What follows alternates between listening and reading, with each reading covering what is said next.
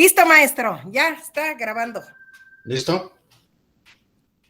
Ah, Listo. sí, aquí ya está ya el iconito que dice, Ajá. o sea, a nosotros nos aparece ese icono de que ya está en grabación. Sí, ya Pues está buenos grabando. días. Si Buenos ustedes días.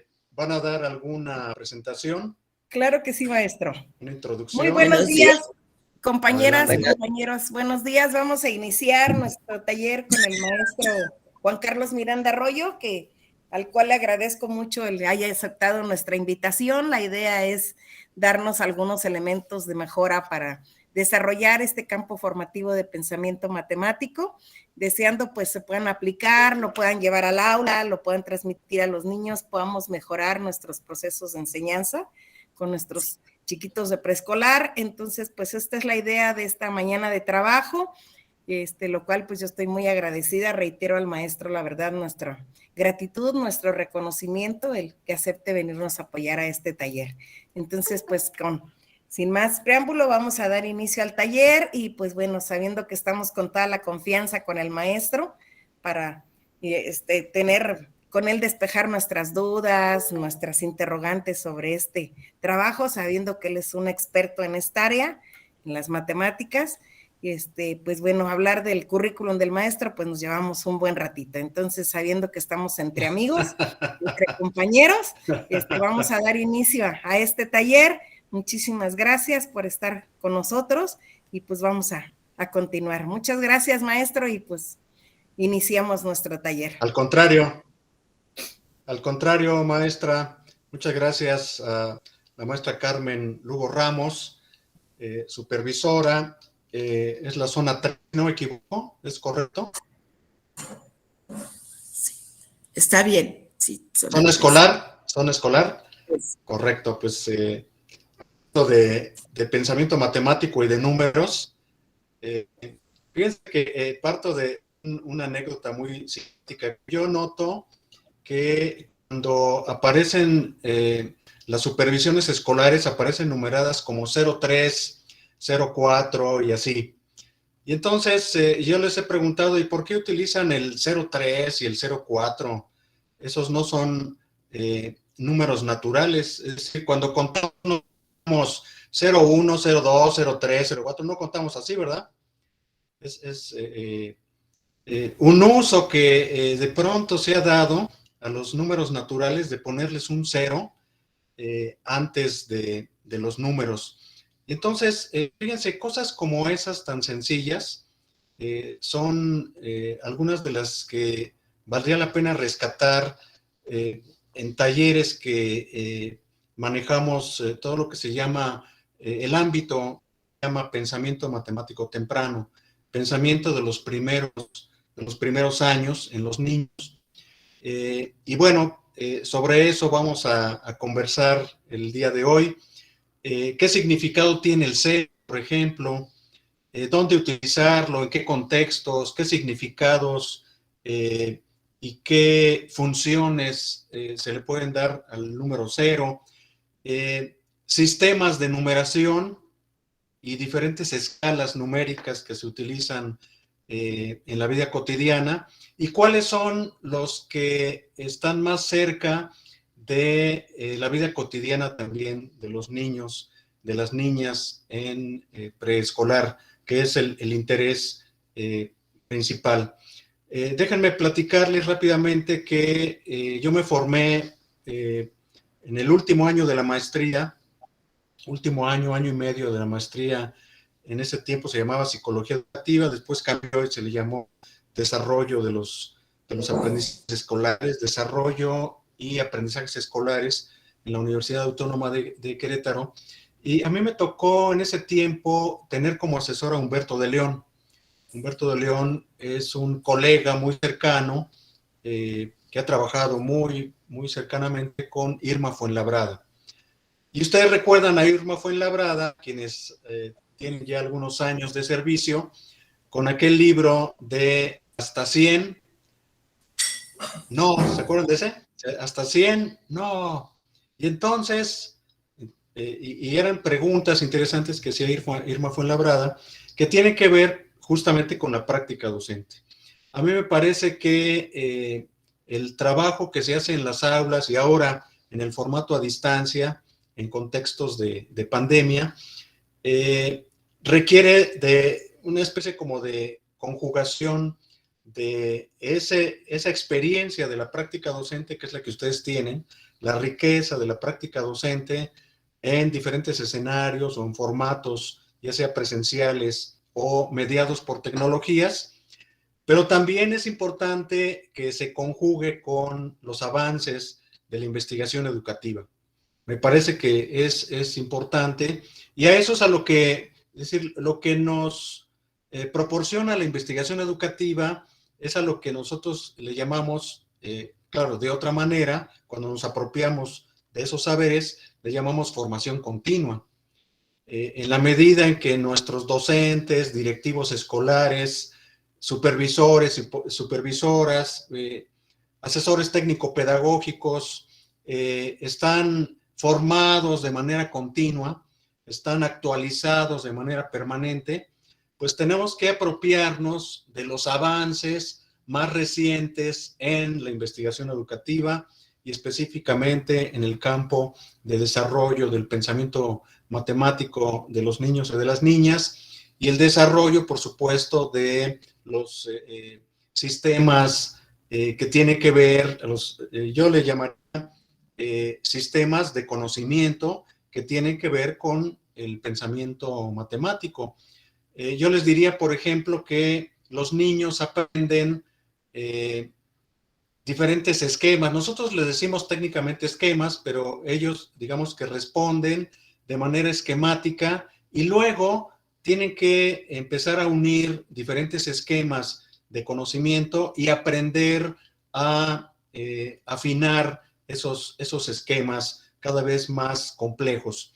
Voy a poner un ejemplo muy sencillo, que es típico de los obstáculos de conocimiento que se presentan en las aulas y enseguida voy a abordar las preguntas que ustedes me plantearon. Bueno, muchas de ustedes que le hicieron llegar preguntas o algunos temas, campos de conocimientos que le hicieron llegar a la maestra Carmen y esa sería, digamos, la guía de este, digamos, microtaller virtual de esta mañana.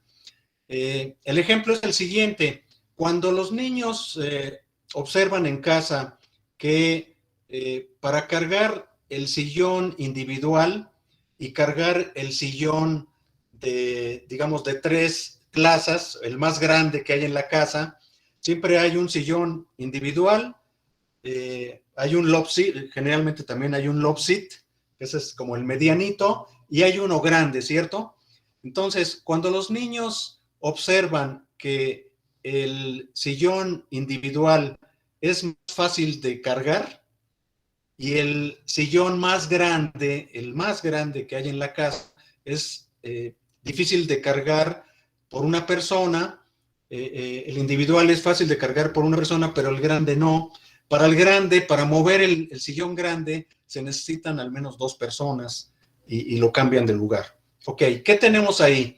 Hay una asociación entre el tamaño y el peso, ¿cierto?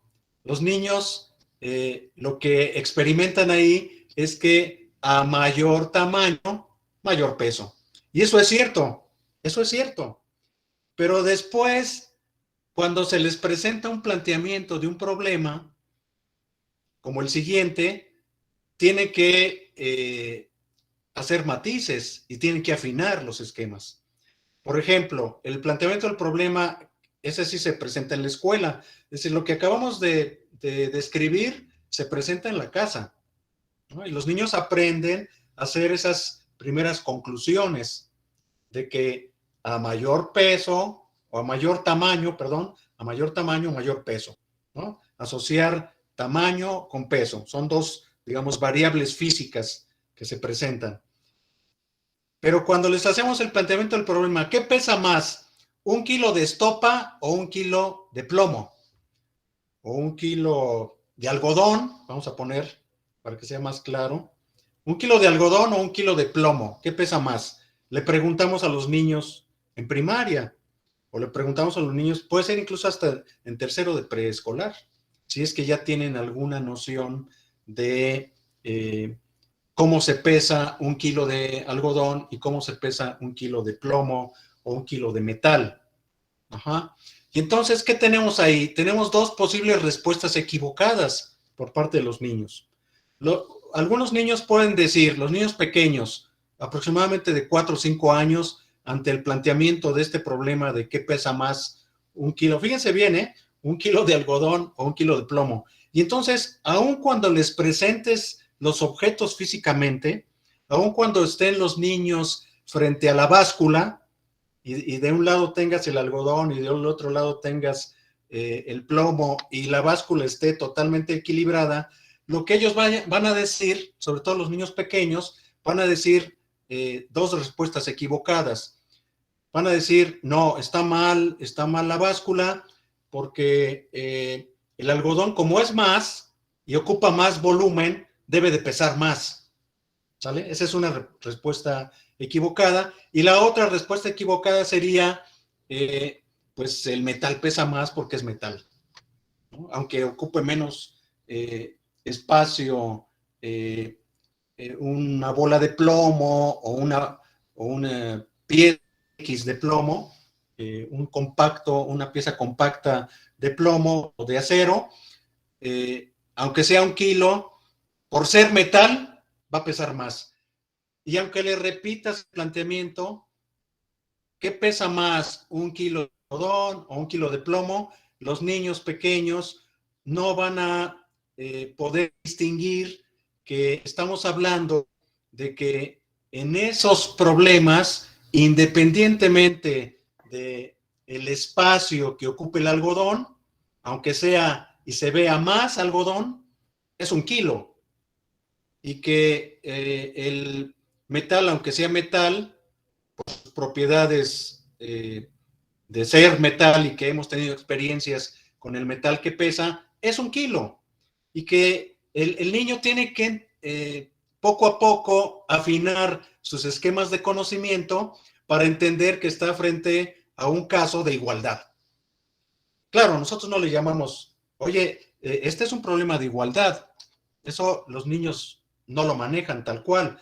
Nosotros sí tenemos que estar en esa, digamos, en ese reconocimiento de que un planteamiento de un problema de ese tipo es un problema de igualdad. ¿Sale? Entonces, lo que les digo con esto, el mensaje que les trato de transmitir de entrada con esto, como un planteamiento general, es que los procesos de afinación de los esquemas de conocimiento son procesos efectivamente graduales, pero al mismo tiempo son procesos que poco a poco y progresivamente se van haciendo cada vez más complejos. Otro ejemplo muy bonito, antes de empezar los planteamientos que me hicieron llegar y que van a ser mi guía de la conversación de hoy, les voy a poner rápidamente otro ejemplo que es muy común encontrarse y que tiene que ver con los esquemas que nosotros manejamos regularmente en preescolar. Ustedes le pueden presentar fichas de un mismo color, ¿no? Unas 10 fichas a los niños, de manera individual o en equipos o en parejas, en grupo pequeño, etcétera, etcétera, y les piden que hagan conteos. ¿Sale? Eso es muy común que ustedes lo hagan. Entonces reparten fichas, les piden a los niños que hagan conteos. En este momento el ejemplo que estoy poniendo sería de fichas de no más de 10 elementos. Y entonces, ¿cuántas fichas tienes tú frente a ti cuando los niños tienen que contar? ¿De acuerdo? Pero de pronto, fíjense bien, estamos ahí instalados en la escala de números naturales, ¿no? Los números naturales, la de los números naturales es aquellos números que sirven para contar lo existente. Esa es la definición de números naturales. Entonces, de pronto alguien dice, oiga, maestra, o miss, o como les digan, ¿qué horas son? Y si ustedes dicen, son las 9:17, pasamos automáticamente a otra escala. Eso es muy común que lo tengamos. La escala de los números naturales es una escala base 10. Es el sistema decimal, ¿sale? Mientras que la escala en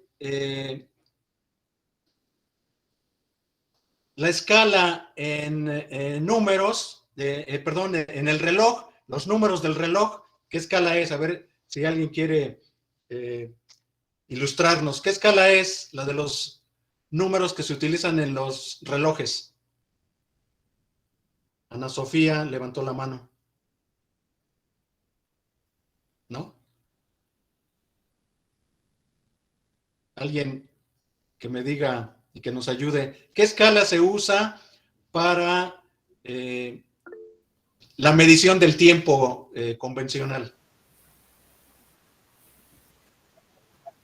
¿Sexagesimal? ¿Base qué? Exacto. ¿Base qué? ¿Quién lo dijo? Base sexagesimal, María Guadalupe López Mendiola. María, o sea, y si me lo dices en número sexagesimal, ¿qué significa? ¿Base qué? 60. Ajá. Digo, el número 60. sexagesimal está padrísimo. 60, exactamente. 60 es la base de la medición del tiempo. Entonces, fíjense, gracias por la respuesta. El tiempo está organizado en múltiplos de 60. Y si eso no lo sabemos, vamos a confundir a los niños y a las niñas, ¿sale?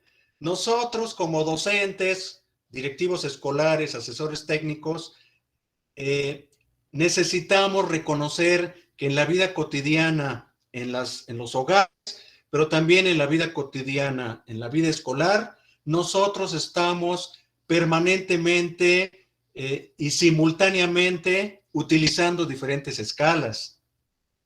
Y fíjense, en un mismo momento, sigo con el ejemplo, pusieron a contar a los niños, utilizaron números naturales. Se habló de la hora y los minutos, que son múltiplos de 60. Entonces, conteo, base 10.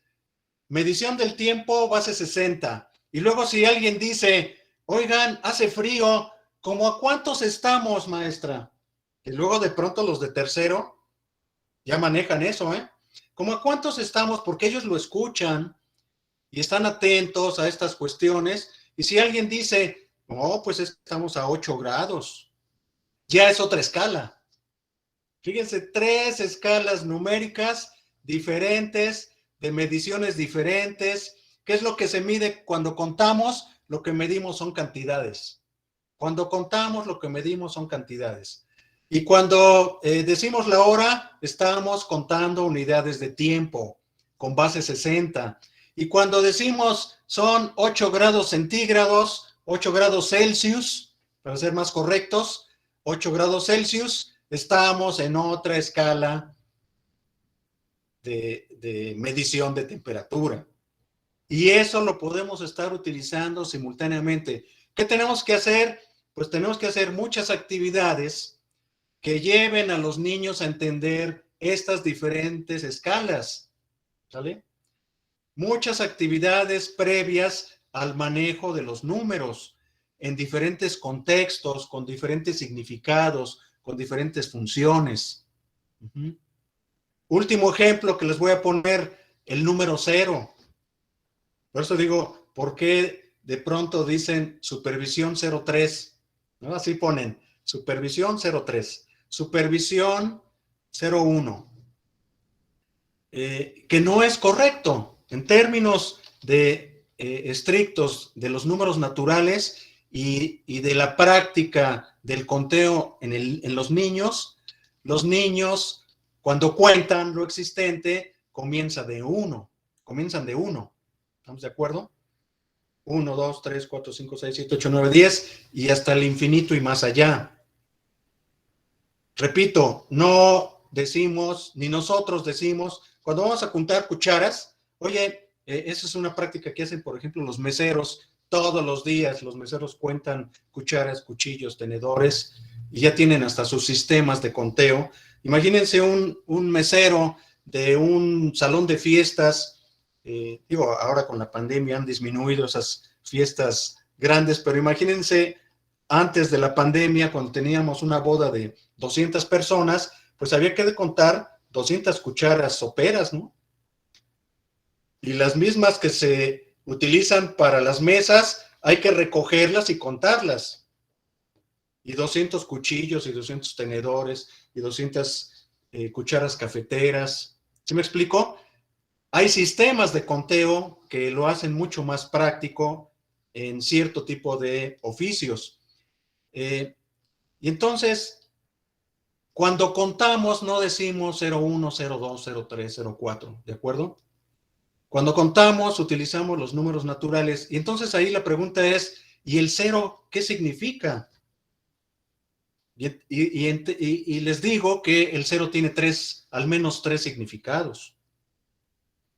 ¿Y cuál es el que aprenden primero los niños? El primero que aprenden los niños es el mismo que utilizaban los mayas. El significado de 0 que aprenden los niños, el más sencillo, el más práctico, el que proviene de la experiencia de la vida cotidiana, es el significado de la no existencia. El 0 es cuando no existe algo. Los mayas utilizaban el 0, ustedes saben que los mayas utilizaron el 0, y el símbolo con el que representaban al 0 era una vasija vacía. ¿Sí lo recuerdan? Ubican ese simbolito como una vasija, como especie como de un platoncito vacío.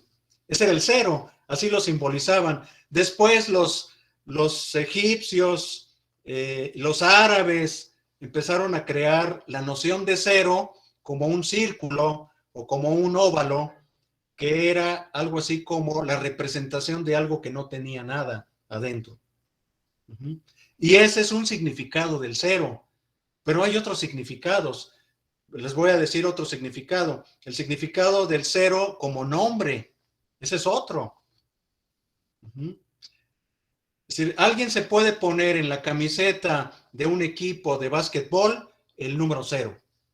Y ese 0 no es el mismo que significa vacío. Ese 0 significa que es un nombre. De hecho, a esos números se les conoce como números nominales, o sea, números nombre. Y alguien escoge el número 23, como Michael Jordan. Arbitrariamente, Michael Jordan escogió el número 23 y ese era el número de su camiseta. ¿Qué número de camiseta usaba Maradona, por ejemplo? ¿Alguien recuerda eso? El 10. Diego Armando Maradona, ¿qué número? El 10, es correcto. Ese número 10 no era número para contar. Ese número 10 era un número nombre. Cristiano Ronaldo, ¿qué número usa? ¿Cómo le dicen? ¿CR qué? A quienes les gusta el fútbol. 7. 7, correcto. Gracias, María Guadalupe. ¿Sí, verdad? Sí. Gracias. Cristiano Ronaldo se abrevia CR7. ¿Por qué? Porque Cristiano Ronaldo escogió el número 7 como su número nominal. Vean que si alguien elige el 0, ese 0 no es un 0 que significa vacío. Ese 0 significa nombre. ¿De acuerdo? Y entonces ya tenemos ahí dos diferentes significados del 0. Y hay otro 0, por ponerles un tercer ejemplo, que es el 0 del termómetro en la escala de Celsius. 0 grados para un ecuatoriano, fíjense bien, un ecuatoriano o una persona que está acostumbrada a los climas del calor en las costas, 0 grados para ellos es frío. ¿Están de acuerdo? En escala de Celsius. Pero 0 grados para un canadiense, pues hace calor. Se quita, los canadienses, cuando están a 0 grados, quitan las chamarras y los suéteres, andan en playera. Nosotros no, ¿verdad? Pero los canadienses sí. Y ese 0 es un tercer significado completamente diferente al significado de la no existencia, al significado del 0 como nombre, y acá lo tenemos entonces como un 0 de una escala de temperatura. ¿Cuál es el primer 0 que aprenden los niños? El primer 0 que aprenden los niños y las niñas desde educación inicial, después en preescolar, es el 0 de la no existencia. En esta taza no hay, ¿no? En esta taza no hay canicas, ¿no? Es 0 canicas. Y esa es la primera noción que los niños entienden del 0. ¿Sale? Bien, hasta aquí, si hubiera, de lo que he dicho hasta aquí, alguna pregunta que me quieran plantear, y si no hay preguntas, entonces ya voy a ir contestando los planteamientos que me enviaron. ¿Cómo ven?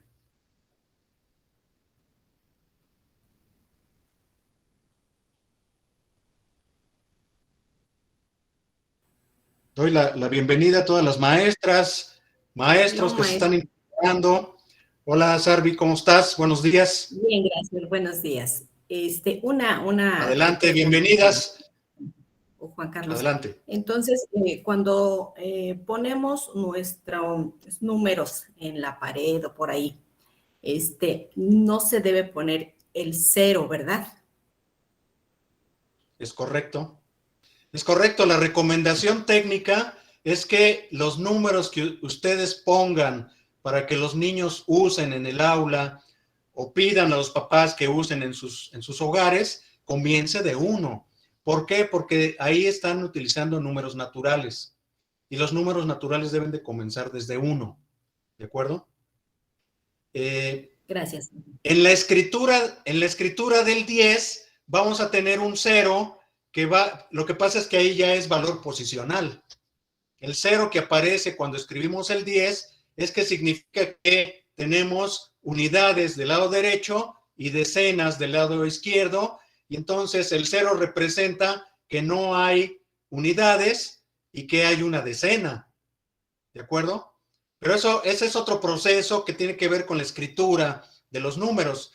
Pero cuando nosotros todavía no escribimos, o cuando los niños, las niñas todavía no escriben los números, no hay una representación simbólica de ellos, que por cierto esto ha sido estudiado y hay etapas de evolución de la escritura de los números,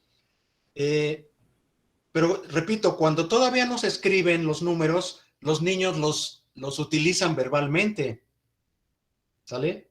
Es decir, cuando los niños hacen ejercicios de primero preconteo y luego conteo, ya con las reglas completas del conteo, que son básicamente 3 reglas principales o centrales, y hay como 3 o 4 reglas periféricas del conteo, pero cuando los niños ya lo verbalizan, todavía no lo representan por escrito, pero lo verbalizan, ellos utilizan los números naturales a partir del 1. Y por eso es muy importante. Yo tengo una anécdota al respecto en algún jardín de niños hace muchos años que me invitaron a dar un taller. Me encontré con que había un pasillo, una especie como de, ¿saben qué parecía? Era un pasillo al que le habían puesto unas huellas, de estas huellas de un caminito. Recuerden que hay huellas de cemento. Entonces las pintaron de diferentes colores y les pusieron números. Se parecía, no era exactamente, pero se parecía mucho a cuando pintamos el avión, el juego del avión, que lo ponemos y lo pintamos en el piso. Se parecía mucho a eso, pero no era el avión. Entonces habían puesto en esas huellas de ese caminito números. Y el primero de ellos era el 0. Entonces yo me encontré con ese jardín de niños y yo les dije, tengan cuidado porque esto no es exactamente un buen mensaje. El conteo para los niños, el primer sistema que ellos se apropian para contar es el sistema de los números naturales que comienzan en 1.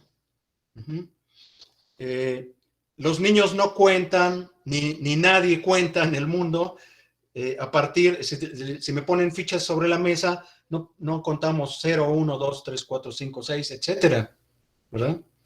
Siempre a partir de 1. Y si ustedes ponen una numeración en la pared, pues siempre comiencen de 1.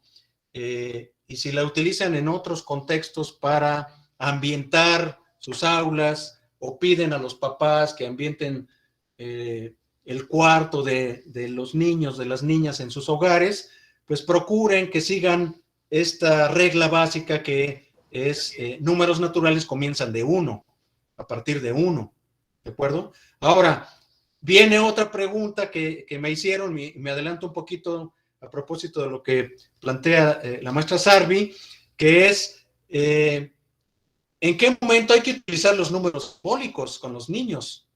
Aun cuando todavía no los escriban, es decir, para ambientar o para poner en diferentes lugares. Yo les puedo decir ahí dos cosas, a partir de la experiencia, a partir de la evidencia, de la investigación educativa al respecto, es que los niños viven en ambientes culturalmente numéricos y eso es muy bueno para su aprendizaje y para el desarrollo del pensamiento matemático. Hay que utilizar esos ambientes ricos de cultura numérica. No nada más de cultura matemática o no tan amplio, porque decir cultura matemática es mucho más amplio. En lo matemático hay que incluir, por ejemplo, las relaciones espaciales, las relaciones temporales y otras muchas. Pero si nos ubicamos específicamente en la parte de la racionalidad numérica, los niños desde muy pequeños, independientemente de la escuela, tienen contacto con ambientes numéricos, ¿sale? El teléfono celular, el control de la televisión, el calendario que está colgado ahí en una pared, tiene números que son números de nuestra cultura numérica. Aun cuando los del calendario son conteos de tiempo, aun cuando un relojito es conteo de tiempo, el control de la televisión representa canales, ¿verdad? El teléfono celular representa números con los cuales formamos números nombre. Un número telefónico es un número nombre. Cada uno de nosotros tenemos un número telefónico individual. O el de nuestra casa, cuando era convencional, el teléfono convencional en la casa era el teléfono de la casa. Y en cada casa había un número diferente. Esos números no son para contar, esos números son números nombre.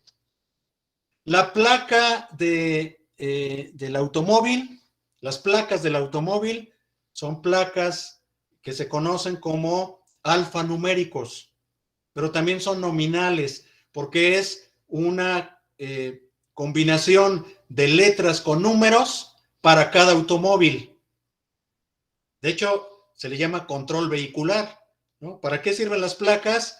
No es solamente un derecho que pagamos, no es solamente para que vean bonitos los autos, sino es para control vehicular. De tal manera que a cada vehículo le corresponde un alfanumérico, letras y números específicos para cada uno. Y entonces los niños de manera cotidiana están en contacto con todos esos referentes. El número del domicilio, todo mundo tiene un número en el domicilio. Los números de las tallas de la ropa, de los zapatos, etcétera, etcétera. Aunque son diferentes escalas, los niños están en contacto permanentemente con los números simbólicos. ¿Qué es lo que tenemos en la evolución de la escritura de los números? Que los niños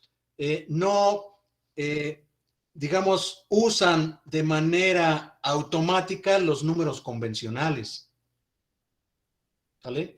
Es decir, aunque los niños están viviendo cotidianamente una enorme cultura numérica, a un niño de primero de preescolar, de entre 3 y 4 años, entre 3 y 4 años, si le ponemos algunas fichas sobre la mesa, le pedimos que cuente, y a lo mejor no tiene todavía muy bien establecidas las reglas del conteo, y lo que diga, a lo mejor dice 1, 3, 8, aunque sean 10 fichas, a lo mejor dice 1, 3, 8, y aprende que el último número mencionado, porque lo ha escuchado por ahí, que el último número mencionado es igual al resultado del conteo total, y aunque sean 10 fichas y si dice 8, le ponemos una tarjetita a un ladito, una tarjeta blanca, y le decimos, ¿me puedes escribir aquí el número 8? Y entonces hay evolución en la escritura de los números. Lo que ha encontrado la investigación educativa es que hay evolución en la escritura de los números. Hay un texto muy famoso que habla precisamente de la evolución de la aritmética escrita.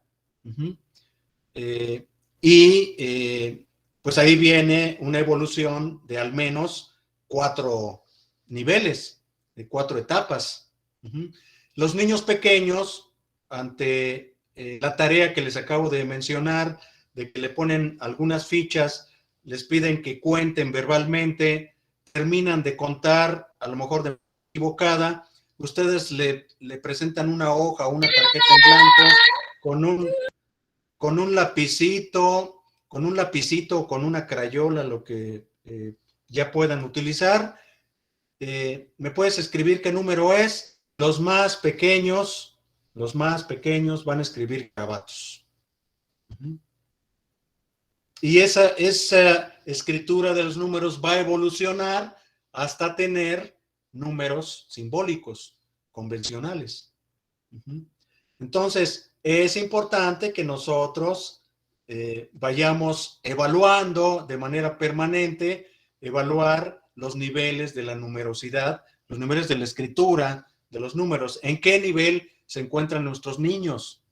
Es un buen ejercicio de diagnóstico. Bueno, a estas alturas ya no es tan diagnóstico, pero si no lo han hecho, hagan esos ejercicios para identificar en qué nivel de la escritura, de los números, se encuentran los niños.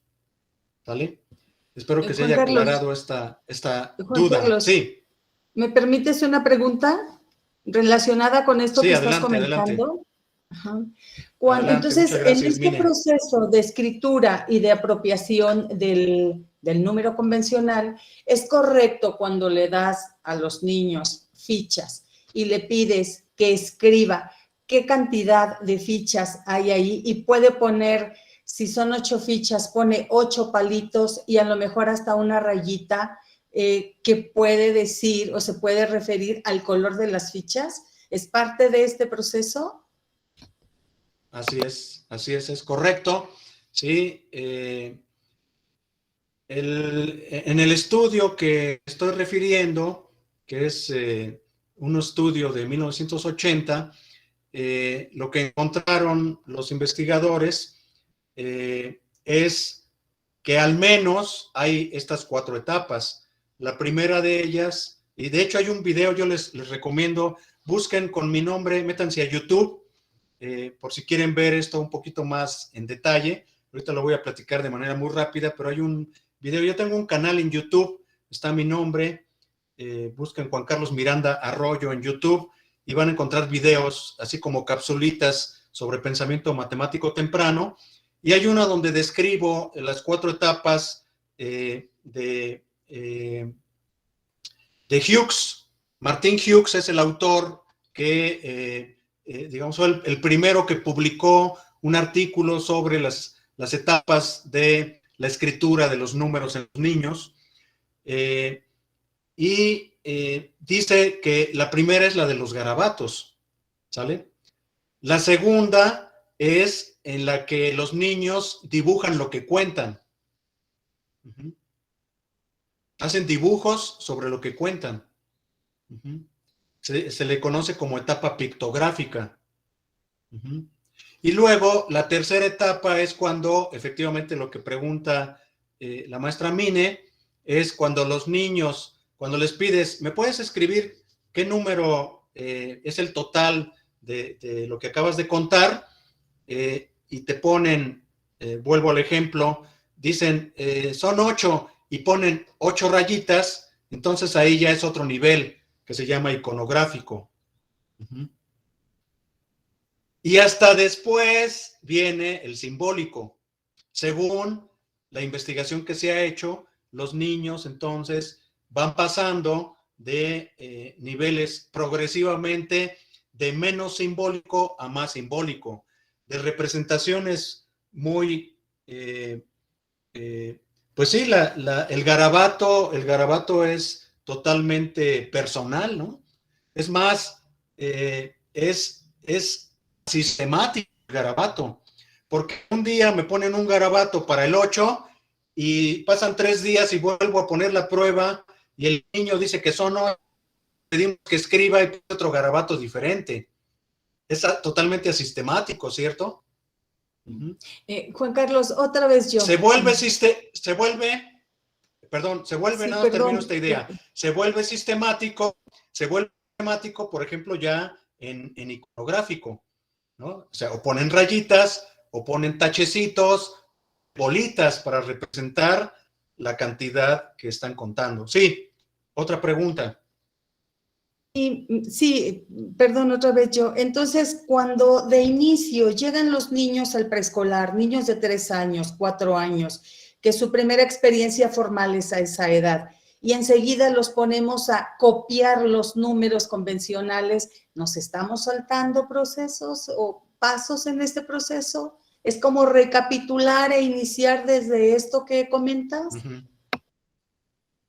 Pues sí, efectivamente, la recomendación, menos, digo, esta combinación de la práctica docente con la investigación educativa, la recomendación es que empecemos con representaciones que los niños ellos mismos generen, no la representación que la maestra quiere que generen.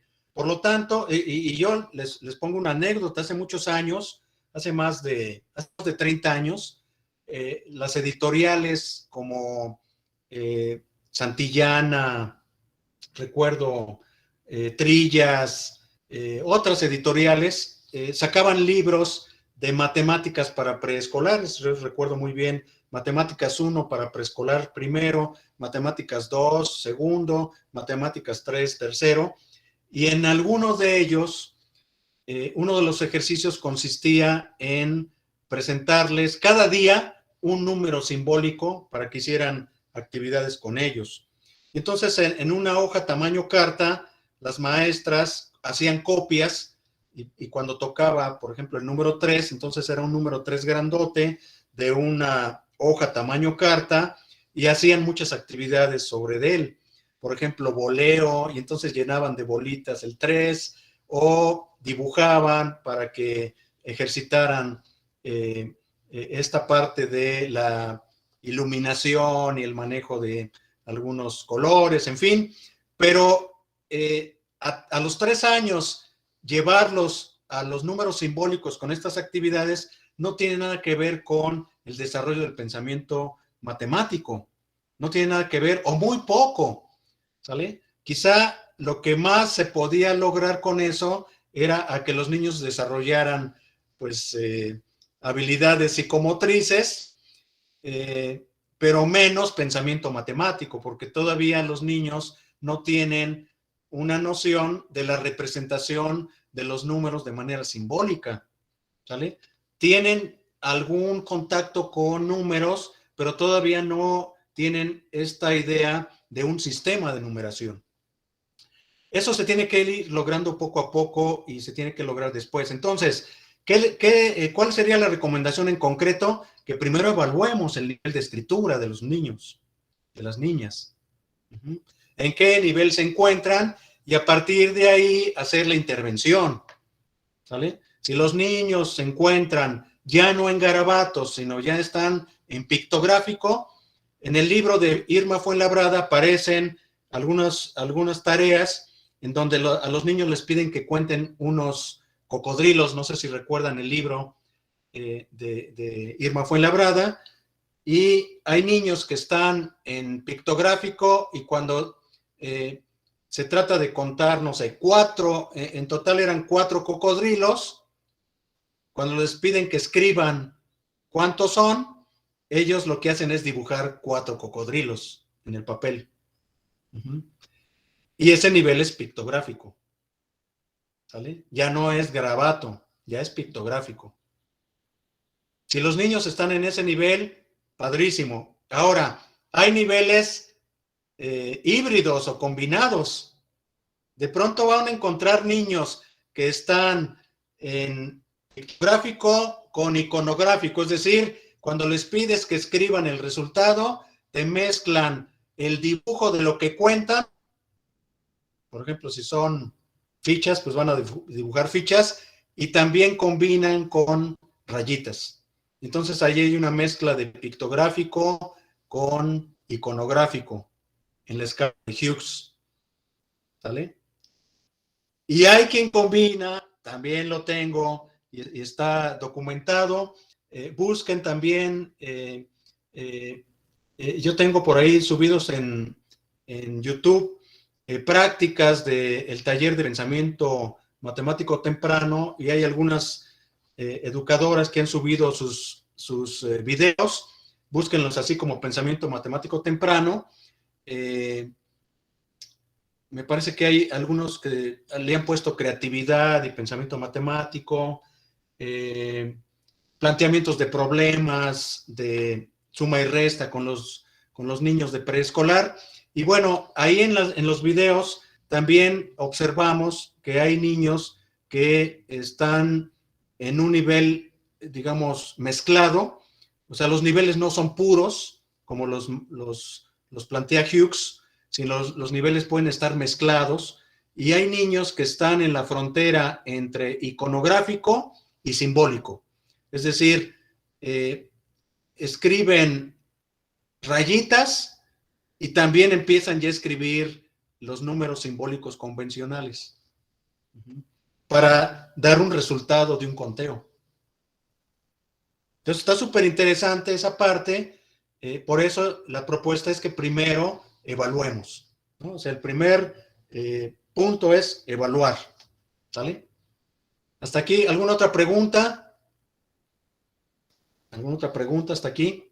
Y bueno, pues les recomiendo, échense un clavado a los videos en mi canal de YouTube y ahí van a encontrar. Aquí me plantearon sugerencias para desarrollar habilidades matemáticas de manera graduada. Bueno, esto tiene que ver con, si evaluamos los niveles de escritura, pues es muy importante que vayamos también graduando las actividades de intervención. Es decir, si el niño está en garabatos, ¿cómo poder ir modelando? Esa es la sugerencia, modelar para que pasen a la siguiente etapa, que sería, ustedes modelen que cuando cuentan algo, dibujen lo que cuentan y a la siguiente, o ustedes tendrán la habilidad de identificar cuándo ya es necesario cambiar al siguiente nivel. A lo mejor dentro de un mes ya empiezan a ser iconográfico, es decir, representan lo que cuentan a través de rayitas o a través de tachecitos o a través de bolitas. Aunque lo que estén contando son cocodrilos, ¿me explico? En vez de dibujar cocodrilos, dibujan rayitas y cada rayita representa un cocodrilo. A final de cuentas, el sistema de numeración es un sistema de representaciones, ¿no? Ese es un principio básico que tenemos que aprender. El sistema de numeración es un sistema de representaciones, lo mismo que el sistema de la palabra escrita es un sistema de representaciones. Solo que, claro, la palabra escrita ha sido estudiado por muchos autores, entre ellos Emilia Ferreiro, por supuesto, muchos autores, autoras, y ellos han planteado un modelo de sistema de escritura muy diferente, lo que es la escritura de la palabra, el modelo del desarrollo del sistema de escritura es muy diferente al modelo del desarrollo de la escritura de los números. Yo, de hecho, en algunos textos por ahí he dicho, en algunas publicaciones que he tenido la oportunidad de pues, organizar estas ideas por escrito, que Martín Hughes es el equivalente a Emilia Ferreiro en el desarrollo de la escritura de las palabras. Entonces es importante reconocer las etapas de la escritura de las palabras para hacer intervenciones didácticas de acuerdo con esa teoría método, pero también es muy importante conocer las etapas de la escritura de los números de Martín Hughes para también tener un poco más sistematizados nuestras intervenciones didácticas con los niños y las niñas en las aulas o fuera de ellas. ¿Sale? Entonces, ¿cómo graduar? Pues el primer paso es evaluar el nivel en que se encuentran. Me preguntan, ¿cuál es el proceso del enfoque constructivista en preescolar? ¿Qué creen? Les tengo una mala noticia. El constructivismo ha sido duramente cuestionado desde hace un buen tiempo. Hoy en día ya no es un discurso tan, ¿qué les diré? Tan de moda el constructivismo. Hoy en día, por lo menos en la didáctica del pensamiento matemático, estamos hablando de situaciones problemáticas. Ya no es el constructivismo con esos principios tan genéricos que se manejaron en los años 70, en los años 80. Yo tengo un artículo por ahí que se llama La metáfora de la construcción. O sea, realmente la construcción es una metáfora. Ese constructivismo es una metáfora. Cuando yo les preguntaba a mis estudiantes de la UPN hace muchos años, ¿qué se construye cuando se habla de constructivismo? No me sabían responder absolutamente nada. Entonces yo escribí un artículo que se llama Aprendizajes escolares y la metáfora de la construcción.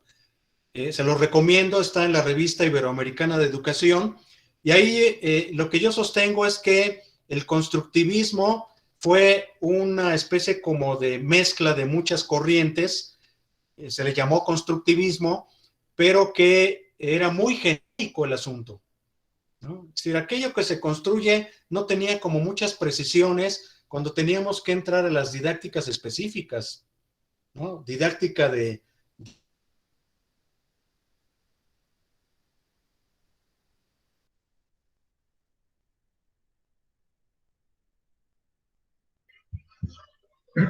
Se quedó trabado. Sí se trabó él, ¿verdad? Sí. Gracias. Sí, porque nosotros didácticas. Sí, allá. Como que se quiso perder un poquito la señal. Te congelaste, maestro. A ver, ya estoy otra vez por aquí. Ya estamos otra vez por aquí. ¿Sale? Entonces, ahí lo que les sugiero es que, bueno, ya no hablemos de constructivismo, sino hablemos, en el caso de pensamiento matemático, de la didáctica de las situaciones problemáticas. Brousseau es uno de los autores más, digamos, leídos y más utilizados en esta discusión. ¿Cuáles son los niveles por los que tienen que pasar los alumnos para desarrollar habilidades de pensamiento matemático? Bueno, yo diría que tendríamos que ir por partes. En el caso de la escritura de los números, pues yo les recomiendo este modelo de Martín Hughes, pero hay otro tipo de cosas que hay que aprender. Por ejemplo, toda la parte de desarrollo espacial, desarrollo geométrico, que tiene que ver con pensamiento matemático, pero que no es numérico, es otra, ahí hay otros modelos que están, digamos, en boga. Hay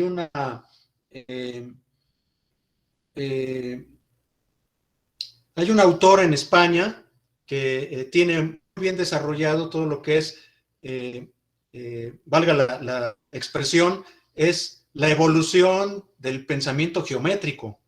Y entonces hay muchos materiales y muchas actividades que se pueden hacer para el desarrollo espacial en los niños.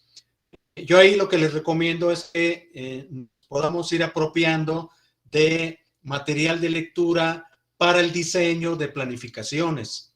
Y yo con mucho gusto les puedo enviar a través de Mine material de lectura para que ustedes puedan fundamentar qué tipo de actividades de pensamiento espacial son pertinentes para los niños en preescolar y que se vayan graduando esas actividades. De lo que tenemos mucho material de desarrollo numérico, pero sí hace falta equilibrar con desarrollo de pensamiento espacial. Y también hay necesidad de desarrollar con modelos de desarrollo cognitivo de la noción de tiempo, por ejemplo. Y todas esas son nociones físico-matemáticas que tienen que ver con desarrollo de pensamiento en los niños. Ahora, ¿qué es lo que nos marca el programa? El programa vigente es del 2017, cuando se dio el nuevo modelo educativo del sexenio pasado. Ese es el programa que tenemos vigente. Por aquí, por ejemplo, me preguntaron, ¿qué cantidad de números es recomendable que los niños utilicen en preescolar? Pues el programa dice que 30, pero si ustedes pueden llegar a más, pues eso ya ustedes lo tendrán que decidir en función de las capacidades y en función del desarrollo de habilidades que tengan sus niños, sus niñas.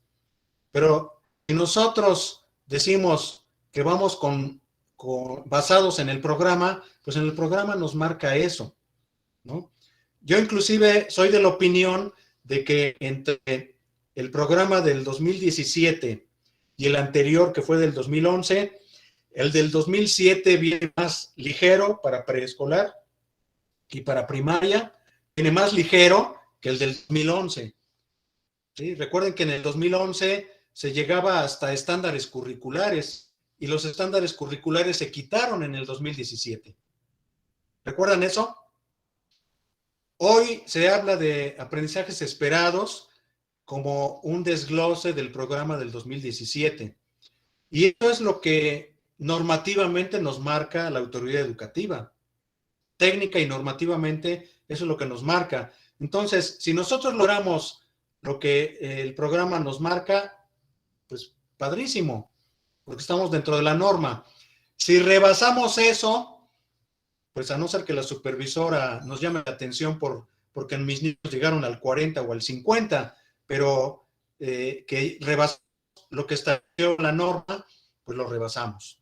Pero todo eso va a depender de los niños, de cómo trabajen ustedes con ellos, de cómo trabajen, de cómo apoyen los papás en esos procesos, las mamás, los papás, los abuelitos, las abuelitas. Y maestra Carmen, con el lápiz levantado, ¿iba a hacer alguna pregunta?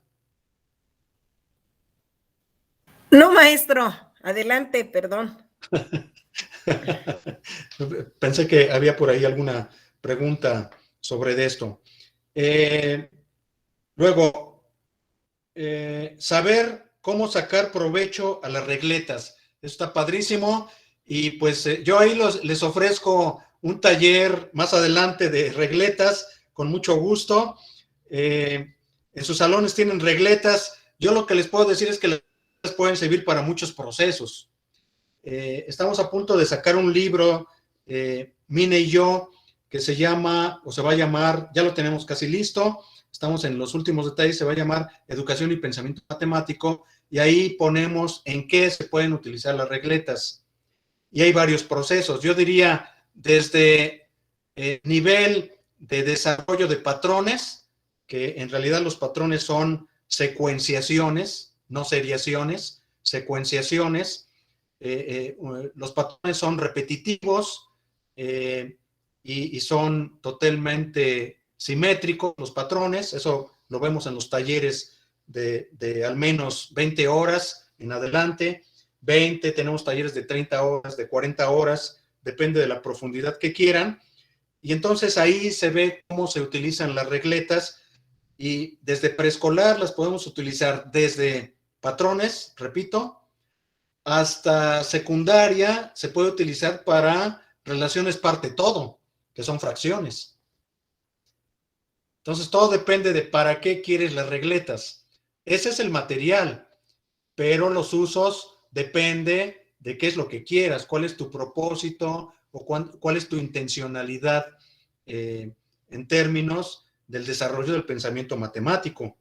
Entonces, con mucho gusto, si más adelante nos ponemos de acuerdo, armamos, porque eso requiere de más horas y requiere, yo diría que fuera presencial, aunque hagamos algo presencial, no sé, con mesas muy separadas, alguna cosa así, pero las prácticas con regletas, con bloques lógicos de dienes, con material, lo que se llaman los materiales de, por ejemplo, cubos multiusos, etcétera, etcétera, y demás, ¿no? Los dominó, los juegos de dominós que hacemos, el manejo con cartas, loterías y todos esos materiales.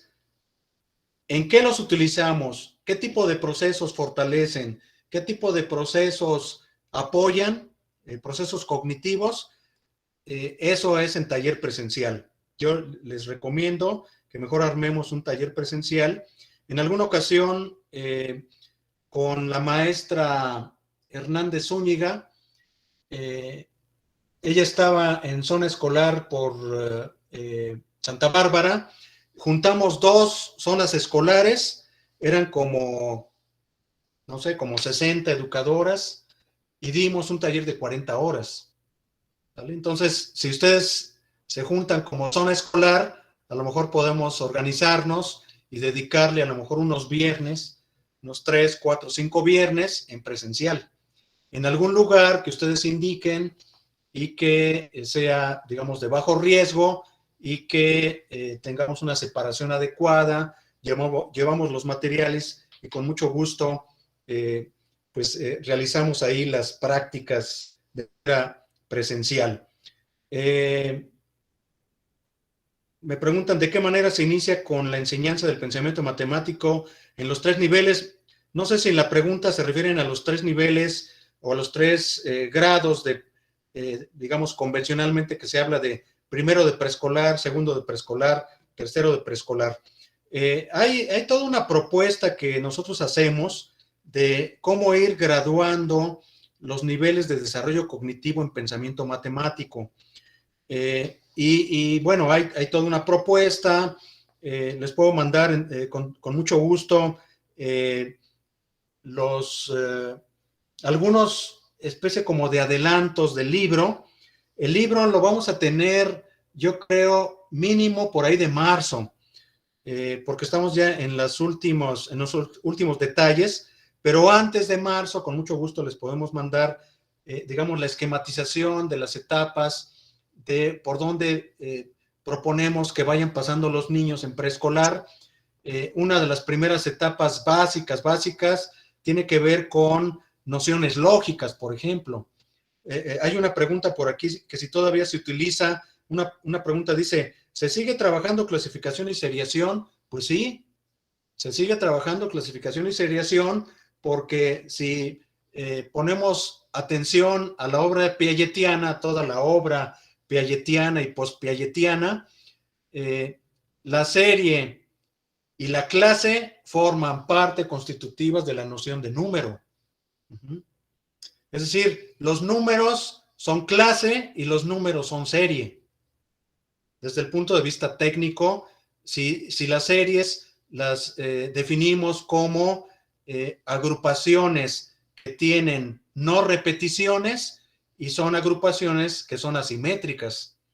¿Sale? Son términos técnico-matemáticos, pero muy importantes que postuló Piaget y que por lo tanto la serie de los números, cuando nosotros hablamos de los números naturales, son números que no se repiten, cumplen la propiedad de no repetición y son asimétricos. Es decir, si nosotros ponemos con regletas, por ejemplo.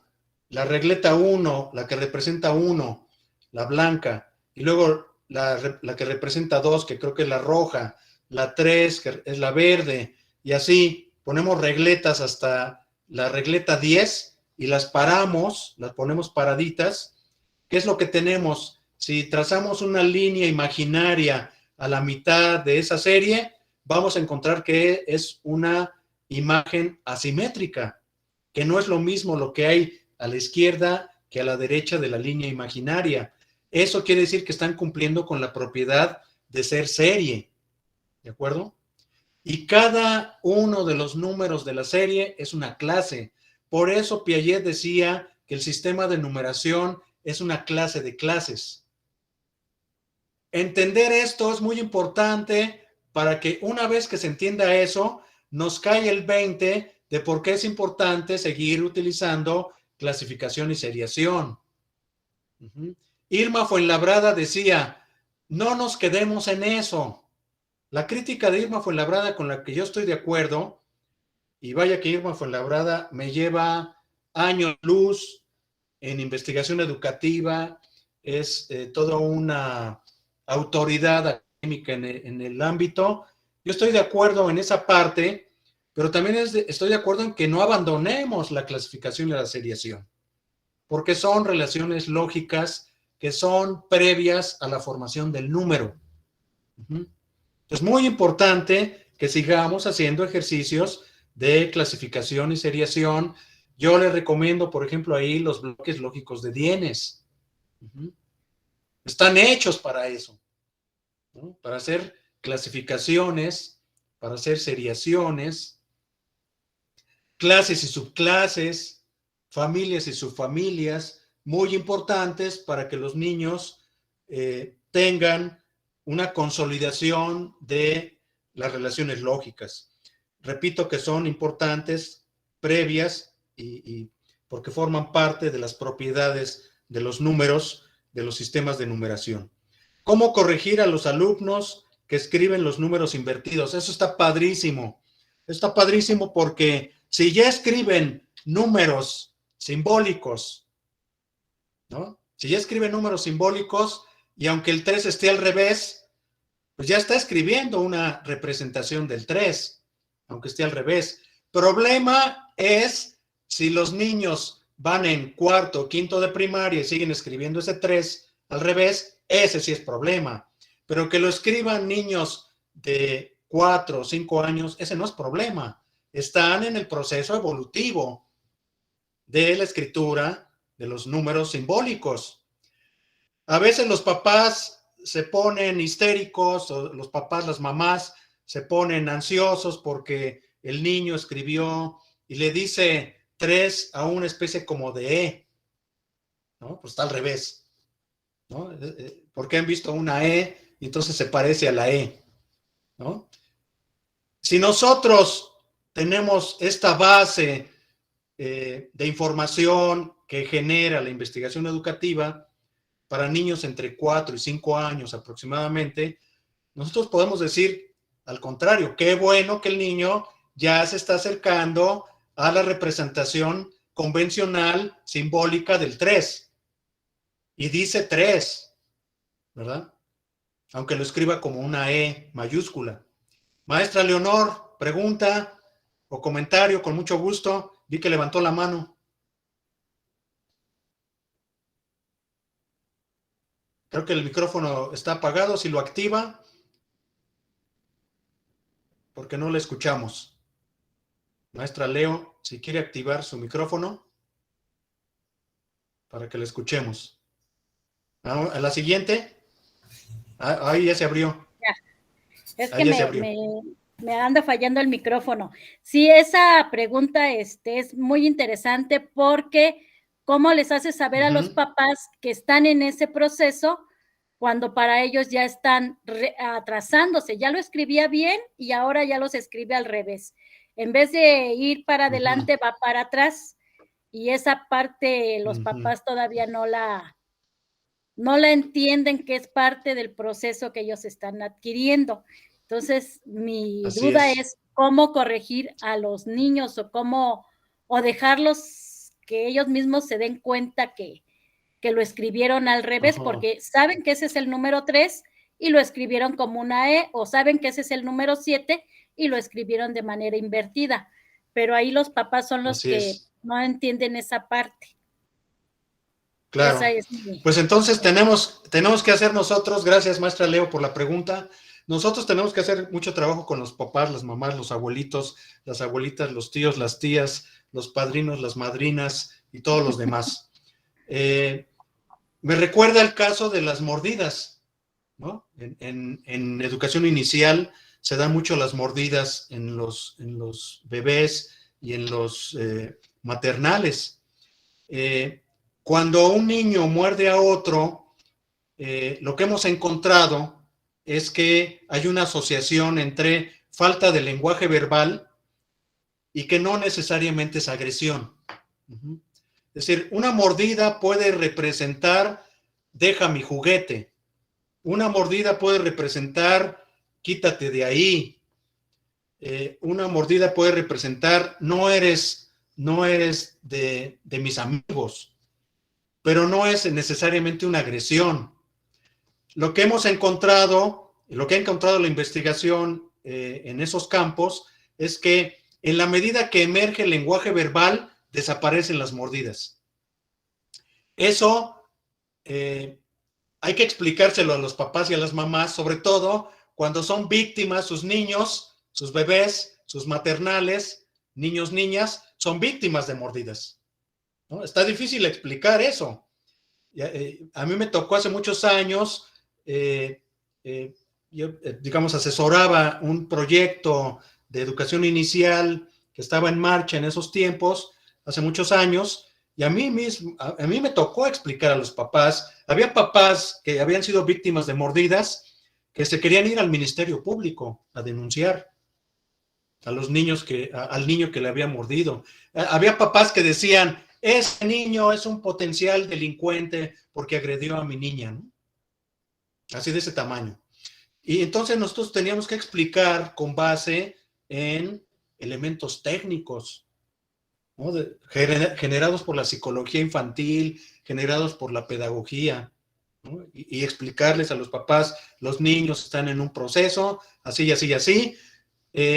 Aunque hay 2 adultos en las salas de educación inicial, de pronto una de las asistentes o una de las PURI salió al baño, la otra estaba cambiando pañal y en eso se da la mordida. ¿Sale?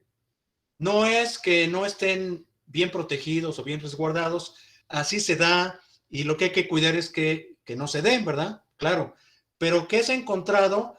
Repito, en la medida que emerge el lenguaje verbal, desaparecen las mordidas, ¿no? Ustedes vean en preescolar son muy pocos los casos, aunque sí se dan, son muy pocos los casos de mordidas, pero se debe a que hay bajo nivel de lenguaje verbal. Y eso va a ir desapareciendo. Ahora, si hay un niño de más de 5 años que anda mordiendo, habría que entonces checar otras cosas de tipo emocional. ¿Vale? Pero me regreso un poquito a la pregunta que decía la maestra Leo. Es nuestra misión, es nuestra tarea explicar a los papás que la letra invertida no es un problema de discalculia, ¿no? No es discalculia. En letras y palabras se llama dislexia, pero sí, y en la escritura se llama discalculia. No es un problema de discalculia, ni es un problema de llevarlo a terapia psicológica o de educación especial, sino que son procesos de aprendizaje. Y ahí yo lo que les recomiendo es niños que ya escriben correctamente los números, que sirvan como modeladores de los otros niños. Esa es una estrategia, que los niños que ya escriben bien el 7 sean modeladores, que sirvan como modelo a los niños que tienen eso, o que se regresaron, ¿no? Resulta que después de vacaciones se regresaron, ¿verdad? Iban bien y después de vacaciones se regresaron. ¿Quiénes pueden ayudar? Los niños que sí lo escriben de manera adecuada según la convención, y también ustedes como maestras, como maestros, pueden ser modeladores. Los adultos también, si son debidamente capacitados o debidamente se les dan las indicaciones correctas, ellos también pueden hacerla de modeladores. Entonces, el modelado es muy importante para corregir esos pequeños detalles. Usted dígame, maestra Carmen Lugo, ¿cuánto tiempo tenemos? Si podemos contestar algunas preguntas más. Yo creo que sí, maestro, si usted no tiene inconveniente, había más preguntas o si dejamos que abrimos el micrófono para algunas de las hay maestras. más. Sí, Sí, hay más. Si quieren indique, otros 15 maestro. minutos más, a la media, si quieren, vamos cerrando. Son 10, sí, maestro. 17. Por ejemplo, aquí me plantean que un niño utilizó rayitas para registrar una cantidad de fichas que contaron. Yo diría aplausos de pie. Yo les diría aplausos de pie. Ese niño está en iconográfico. Si ya está poniendo rayitas, es que ya brincó el pictográfico. No es un problema de aprendizaje, sino más bien está en un proceso de la escritura de los números, en este caso ante una tarea de conteo, y está en un nivel 3, en una escala 1 garabatos, 2 pictográfico, 3 iconográfico, 4 simbólico. Entonces, pues yo diría que bueno, felicidades que ese niño, esa niña, ya está en ese nivel. Algunas... otra pregunta sería, ¿cómo evitar que los niños tengan una idea aburrida y monótona del pensamiento matemático en preescolar? Esa pregunta es buenísima. ¿Y saben qué pasa? Yo lo he platicado en talleres también, eso es muy interesante. Resulta que también hay contagios cognitivos, así como los contagios virales, que son biológicos, hay contagios cognitivos. ¿Y de qué se contagian los niños? De rechazar el pensamiento matemático. ¿Y quién contagia? A veces, no digo que siempre, y no digo que en la zona 3, y no digo que en Querétaro, en otros lugares se contagian los niños y las niñas de sus maestras, porque las maestras en muchos lugares tienen rechazo al pensamiento matemático. Y me recuerda, fíjense cuántas enseñanzas nos ha dado la educación inicial. Ahí donde los niños comen, que es generalmente en los centros de desarrollo infantil, los niños comen y crean hábitos de alimentación, ¿están de acuerdo? Si a la maestra no le gusta el pescado, a los niños de ese grupo no les va a gustar el pescado.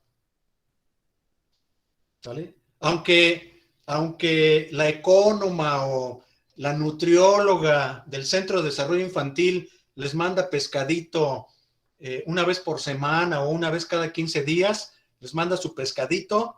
Si a la maestra no le gusta el pescado, la maestra no se lo va a comer y los niños no se lo van a comer.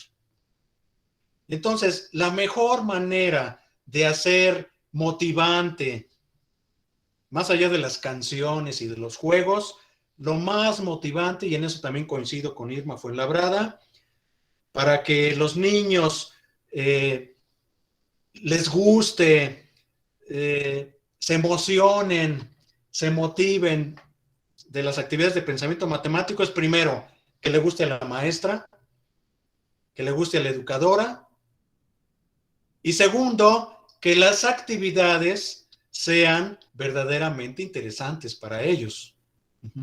Eso es a lo que se llama la motivación intrínseca. La motivación extrínseca, exterior, externa, pues sí dan las canciones, la música, los movimientos, los colores, etcétera, etcétera. Esa es una motivación exterior. Pero la interior es cuando los niños verdaderamente se meten y les encanta, por ejemplo, resolver les voy a poner el caso de un mapa en donde tengan que buscar y les pongamos una especie como de acertijo, un laberinto, aunque sea dibujado, no exactamente en tercera dimensión, un laberinto, y entonces sea retador para los niños. O una situación, yo les pongo, por ejemplo, una cosa que les pido para los talleres, cuando llevamos a cabo los talleres de pensamiento matemático, les pido que lleven sus colecciones de tapas de reuso. Y con tapas de reuso se hacen muchas actividades. Por ejemplo, crear escenarios, equipos de grupo pequeño, es decir, de 4 niños en una mesa, les damos sus tapitas y les decimos, a ver, hagan un rancho con esas tapitas. Y entonces se pone interesante porque los niños empiezan, ¿qué es lo que tiene un rancho? Ah, pues un rancho tiene animalitos, un rancho tiene árboles y tiene plantas y tiene semillas. ¿Qué más tiene un rancho? Y entonces construyen un rancho. Y a otro grupo le digo que construye una ciudad. Y a otro grupo le digo que construya un circo con fichas de reuso. Únicamente fichas de reuso. Díganme si eso no es atractivo para los niños. Entonces, si a la maestra le gusta eso, lo promueve de una manera muy entusiasta, motiva, ella misma se divierte y participa, etcétera, etcétera, los niños van a estar ahí, que se les va a pasar las 2 o 3 horas en actividades entre juego, lúdicas, pero también de aprendizaje. La intención es una intención de aprendizaje. ¿Algo más? ¿Ibas a decir algo más, maestra Leo? Vi por ahí, fue una finta de una Yo mano levanté la levantada. mano, soy ¿Hasta Laura. qué? Ay, perdón. Laura. Yo iba a Adelante. participar desde hace rato, Adelante. sí.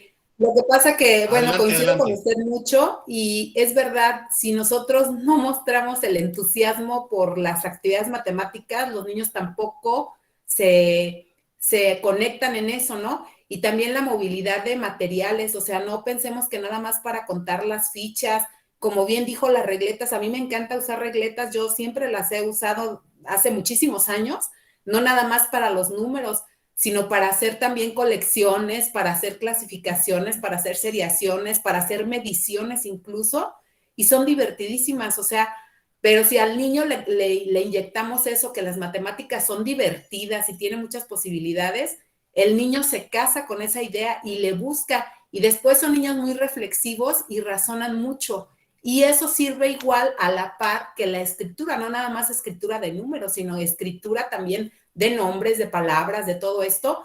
Es como una asociación muy padre en la matemática con la escritura convencional, con el lenguaje escrito.